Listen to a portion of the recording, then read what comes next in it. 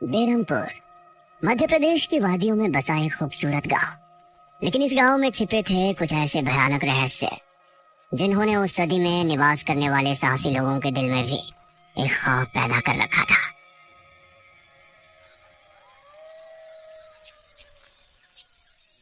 आज तो बहुत दिनों के बाद मित्रों से मिलना हो रहा है, बहुत आनंद आएगा। अरे मदन, कहाँ जा रहा है इस समय? पिताजी, मेरे मित्रों से इतने दिनों बाद मिलना हो रहा है। वो सुबह होने पर वापस नगर चले जाएंगे। अरे तुझे पता नहीं क्या, आज शनिवार की रात है। आज के दिन निशिर मोलो गांव में घूमते हैं। पिताजी, चाहे निशिर मोलो आए या नरकासुर, मुझे आज मेरे मित्रों से मिलने से कोई नहीं रोक सकता। ठीक है, लेकिन ध्यान रहे, जैसे ही तुमको उनके कदमों की आहट सुनाई दे और उनका वो मंत्र जिसको वो दोहराते हुए आगे बढ़ते हैं, तो उन्हें बिना देखे किसी ऐसी जगह छिप जाना जहाँ से ना वो तुमको देख सके ना तुम उनको। और जब तक उनकी आवाज आना बंद ना हो जाए, उनके सामने नहीं आना। वो 4 भयानक आदमी होते हैं जो अपने कंधों पर एक ताबूत को उठाए होते हैं, और अगर कोई उन्हें देख ले तो वो जिंदा नहीं बचता। मुझे पता है पिताजी, अब मैं चलता हूँ। ये कहकर मदन घर से निकल गया, लेकिन उसके पिता के चेहरे पर उसकी फिक्र साफ नजर आ रही थी। निशिर मोलो आ जाएंगे और साथ ले जाएंगे। ऐसा लगता है कि हमारे गांव के लोग अभी भी दूसरी सदी में जी रहे हैं। वो तेज तेज कदमों के साथ आगे बढ़ रहा था। कुछ देर बाद उसे जंगल की तरफ एक पगडंडी वाला रास्ता नजर आया। यहाँ से जाऊंगा तो जल्दी पहुंच जाऊंगा, यहीं से आगे बढ़ता हूँ। बिना ज्यादा सोचे वो जंगल के अंदर बने उस पगडंडी वाले रास्ते पर आगे बढ़ गया।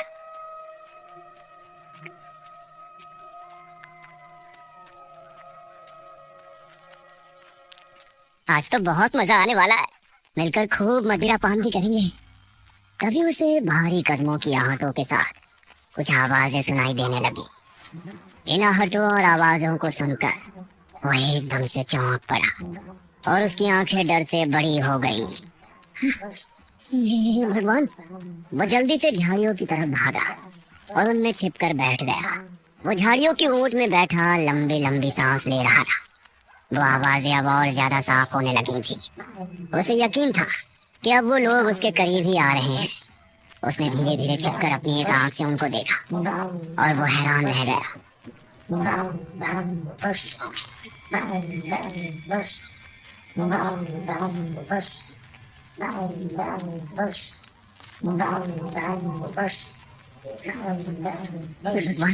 मैंने इन्हें देख लिया। मदन पूरी तरह से झाड़ियों में छिप गया और कुछ देर अपनी सांस तक रोके वहां छिपा रहा। फिर उसने धीरे से झांक कर देखा तो अब वो लोग कहीं नजर नहीं आ रहे थे। लगता है चले गए। वो वहां से निकला और दोनों तरफ देखा तो वहां कोई नजर नहीं आया। शुक्र है भगवान, उसने एक कदम बढ़ाया ही था कि तभी उसे फिर से वही आवाजें अपने ठीक पीछे से सुनाई देने लगी। उसने एक झटके से पलट कर देखा तो वो चारों ताबूत वाले शख्स ठीक उसके पीछे खड़े थे।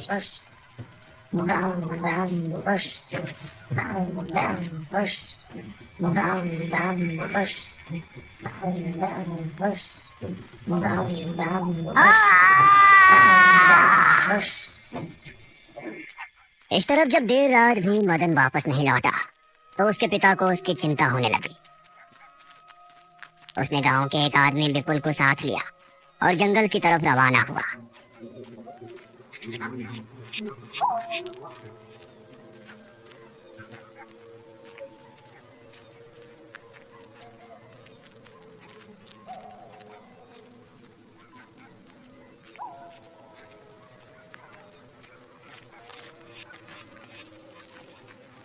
काफी देर बाद एक बरगद के पेड़ के पास जाकर उनके कदम रुक गए और आंखें खौफ से फट पड़ी।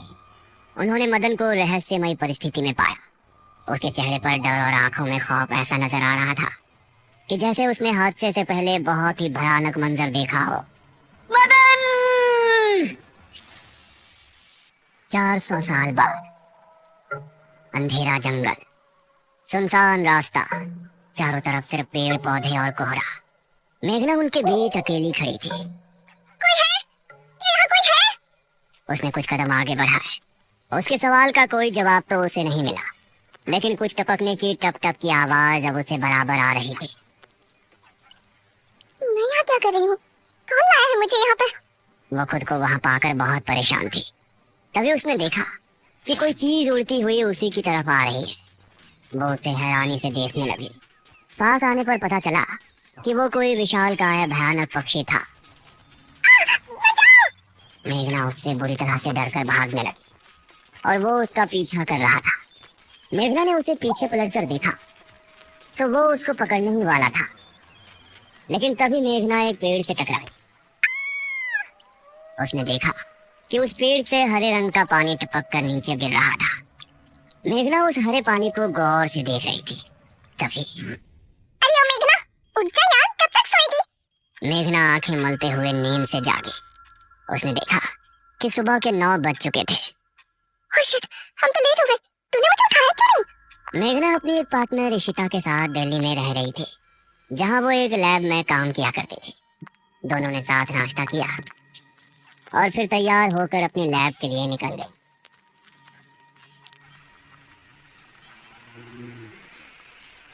तेरा ऑमलेट खा खा कर मेरा पेट खराब हो चुका है। रोजाना कच्चा ही बनाकर दे देती है। शुक्र मैंने कि कच्चा भी खाने को मिल तो रहा है। तेरे भरोसे रहेंगे तो वो भी नहीं मिलने वाला। सोकर ही 9 बजे उठती है।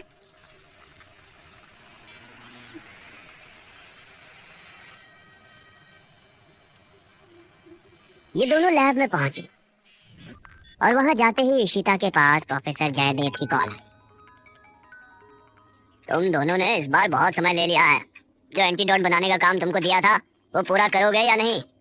प्रोफेसर साहब, बस ये समझ लीजिए कि काम होने ही वाला है। आप हमें 3 दिन का समय और दीजिए। ये कहकर उसने कॉल काट दिया। तो इतने दिनों से प्रोफेसर को घुमा रही है, आखिर तो ये एंटीडोट तैयार करेगी कैसे? ये सुनकर इशिता ने एक किताब निकाली।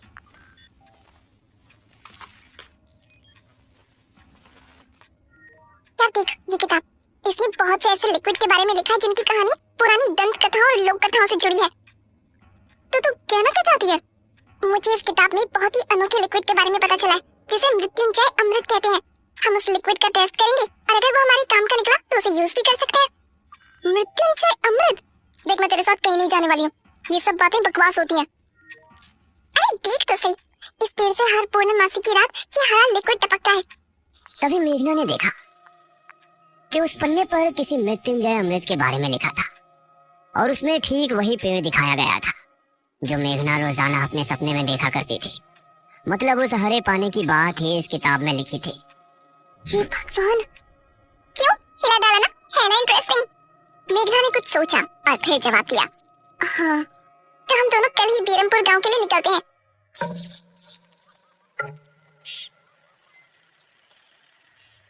ये दोनों अगली सुबह ही बस से बेरमपुर के लिए निकल गए।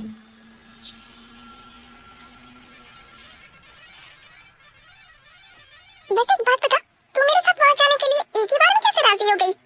मेघना ने सच को छिपाते हुए कहा, ऐसी अनोखी चीज देखने के बाद भला कौन नहीं होगा जो इसको देखना नहीं चाहेगा? ये हुई ना बात, मैंने तुझे पार्टनर बनाकर कोई गलती नहीं की।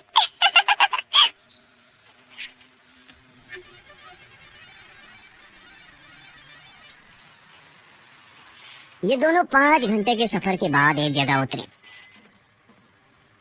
इनके ठीक सामने एक बड़ा सा गेट था जिस पर नाम लिखा था बीरमपुर। इशिता और मेघना ने जैसे ही गेट के अंदर कदम रखा तो अचानक से मौसम बदला। सूरज मानो बादलों के पीछे छिप गया और एक हवा अपने साथ आंधी ले आई। अरे वाह, गांव का मौसम तो बहुत ठंडा है। इधर गांव के लोग भी अचानक बदलते मौसम को देखकर हैरान रह गए। अरे ये क्या, अभी तक तो काफी गर्मी थी, ये अचानक आंधी कहां से आ गई? मुखिया जी, लगता है बारिश भी जरूर आएगी। इधर मेघना और इशिता दोनों ही गांव की तरफ बढ़ रही थी। यार ये गांव के लोग ठीक तो होंगे ना? गांव के लोग तो ठीक ही होते हैं, अजीब तो हम शहर वाले होते हैं। ये बात तो तूने बिल्कुल पते की कही। इशिता और मेघना दोनों गांव के चौक पर पहुंची। वहां एक कुआं भी था और वही मुखिया भी 2 आदमियों के साथ खड़ा था। अरे बच्चियों, तुम दोनों कौन हो? नमस्ते जी, मेरा नाम इशिता है और ये है मेरी दोस्त मेघना। अच्छा बेटा, वैसे हमारे गांव में किस वजह से आना हुआ? वो असल में अंकल, हम लोगों को अपनी स्टडी के लिए 5 गांवों के बारे में लिखना है, इसलिए हम लोग यहाँ आए हैं। इसके बाद और 4 गांवों में जाएंगे। ओह अच्छा, फिर तो ठीक है बच्चों, हम तुम्हारी जितनी हो सके उतनी मदद करेंगे। जी अंकल, क्या हमें यहाँ कुछ दिन के लिए रहने के लिए कोई घर मिलेगा किराए पर? अरे बच्चों, तुमको किराए के घर की क्या जरूरत है? तुम दोनों जब तक चाहो मेरे ही घर में रह सकती हो। ठकुराइन वैसे भी लड़कियों से बहुत प्यार करती है। जी शुक्रिया अंकल।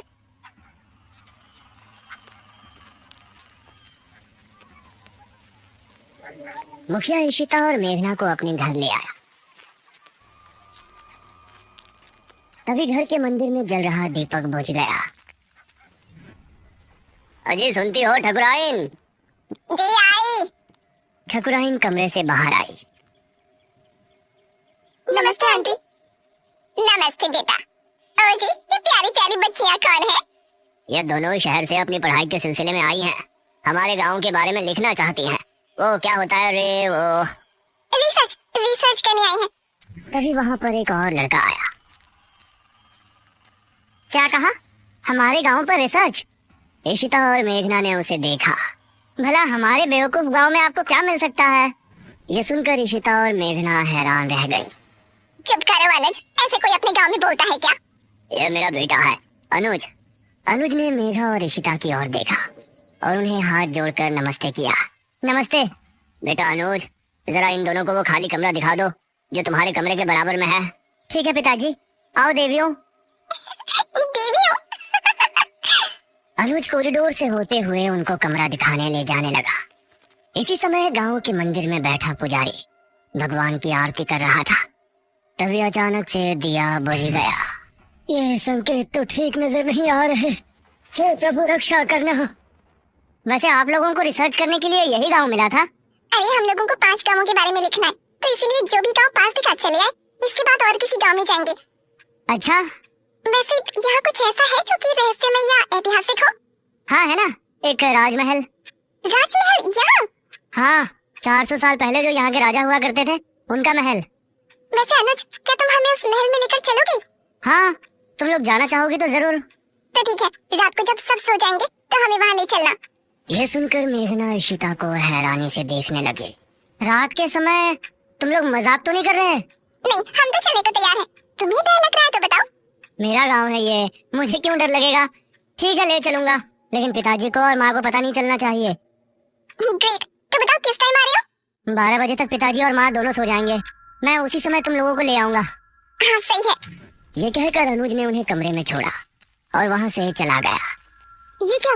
हम तो उस मृत्युंजय अमृत के बारे में पता करने आए थे ना। अब हम ये राजमहल क्यों जा रहे हैं? अरे उसको सीधा पूछते तो उसे शक हो जाता ना। आज हम राजमहल चलते हैं और फिर कल उसे जंगल जाने को कहेंगे और वहाँ जाकर बातों ही बातों में उसे मृत्युंजय अमृत के बारे में पूछेंगे। ये सही है। इस तरफ गांव के लोग मौसम के बदलती ठंड से बहुत हैरान थे। पुजारी बार बार आसमान की तरफ देख रहा था, जहां उसे काला अंधेरा इधर उधर घूमता हुआ नजर आ रहा था। करीब 12 बजे जब मुखिया और उसकी पत्नी गहरी नींद में थे, तो अनुज कमरे से निकला। अरे लगता है आ गया। इशिता ने उठकर दरवाजा खोला। हाय अनुज। तुम लोग तैयार हो? हाँ चलो, हम तो रेडी हैं। तो चलो। अनुज इनको लेकर घर से निकला और इन्होंने 2 गलियां पार कर ली थी। तुम्हारे गाँव में हवा इतनी ज्यादा चलती है क्या? रोज तो नहीं चलती, लेकिन शहर की 2 लड़कियों के साथ लगता है उनके शहर का प्रदूषण भी आंधी के रूप में साथ आ गया।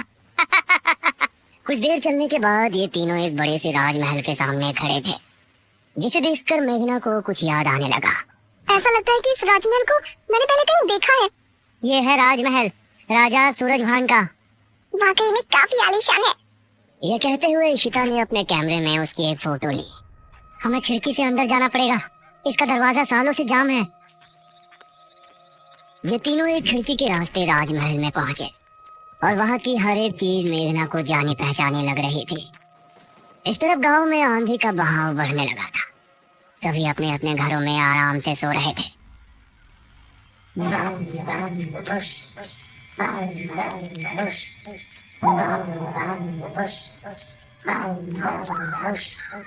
अरे ये आवाज तो गांव के सभी लोगों के दिलों में खौफ उतर आया। उसी समय मुखिया के कमरे में गांव का पुजारी हड़बड़ाता हुआ पहुंचा। मुखिया जी उठिए। मुखिया चौंकता हुआ नींद से जागा। क्या हुआ पुजारी जी, इतनी रात में आप? गांव में निशीर मोलो की आवाज गूंज रही है। सब बहुत डरे हुए हैं। पुजारी जी, ये कैसे हो सकता है? निशीर मोलो यहाँ कैसे आ सकते हैं? वो तो कई सालों पहले सो गए थे। जरूर कुछ ऐसा हुआ है जिससे वो जाग उठे थे।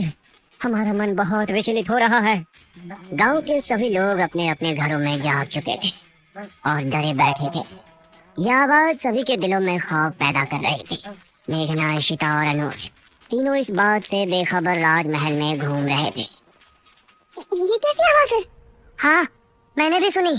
ऐसा लग रहा था कि कोई सिपाही भारी जूतों के साथ गलियारे में चहलकदमी कर रहा है, लेकिन दूर दूर तक कोई नजर नहीं आ रहा था। उसी समय गांव के दो आदमी संपत और कप्ता जंगल की सरहद पर बैठे हुए जुआ खेल रहे थे।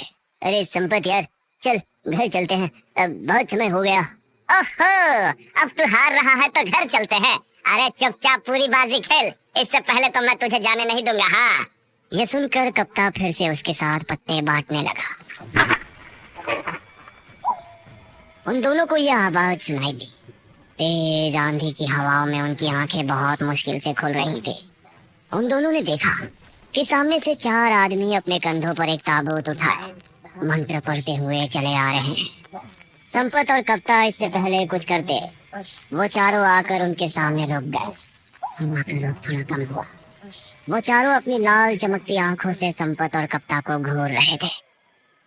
इधर इशिता, मेघना और अनुज को एक दरवाजा खुलने की तेज आवाज सुनाई दी और वो चौंक पड़े। न जाने उस दरवाजे से कौन निकला, जिसको देखकर ये तीनों चौंक पड़े। वही संपत और कप्ता के सामने खड़े वो चारों शख्स जो कि निशीर मोलो थे। उनके कंधों पर रखा ताबूत खुल गया और उसके खुलते ही संपत और कप्ता की चीख पूरे गांव के लोगों ने सुनी, जिसे सुनकर सभी गांव के लोग डर गए। ये किसकी चीख थी जी? निशीर मोलो, निशीर मोलो, ये चीख किसी अनहोनी की संकेत थी। निशीर मोलो आखिर कौन है? क्या है मृत्युंजय अमृत? और क्या संबंध है मेघना का इन सब से? इन सभी सवालों के जवाब जानने के लिए हमारे साथ जुड़े रहिए इस कहानी के अगले भाग में भी।